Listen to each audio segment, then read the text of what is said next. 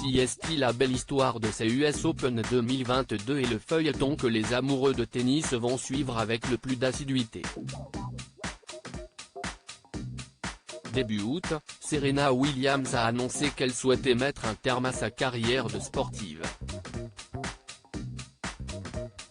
À 40 ans et après une vingtaine d'années à dominer le tennis mondial, devenue la meilleure joueuse de tous les temps et l'une des plus grandes athlètes de l'histoire, la sœur devenue Williams a décidé de raccrocher sa raquette. Et quoi de mieux pour terminer en beauté que de finir chez elle, à New York, devant son public dans l'un des tournois les plus prestigieux de la planète et qu'elle a déjà remporté à 6 reprises. Pour son premier match, qui aurait donc pu devenir son dernier, Serena Williams a dominé avec beaucoup de maîtrise Danka Kovinic en 2 sets, devant une foule acquise à sa cause.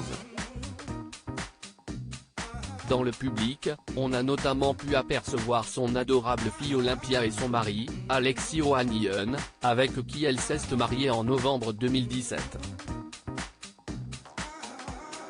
Un compagnon souvent à ses côtés pendant les matchs et toujours à fond derrière elle. Pourtant, le grand brun de 39 ans n'est pas un inconnu, surtout aux États-Unis où sa carrière est très respectée. D'origine arménienne, il est né à Brooklyn en 1983 et au début des années 2000, il monte une entreprise qui va faire sa fortune. Co-fondateur de Ready et à la tête d'une sacrée fortune avec son partenaire Steve Hoffman, Alexis Ohanian va créer le site Ready, dont le concept est assez simple et qui va vite devenir un véritable phénomène. Sur la plateforme, les utilisateurs peuvent discuter entre eux de toutes sortes de sujets, mais également partager des vidéos ou des photos pour alimenter le débat.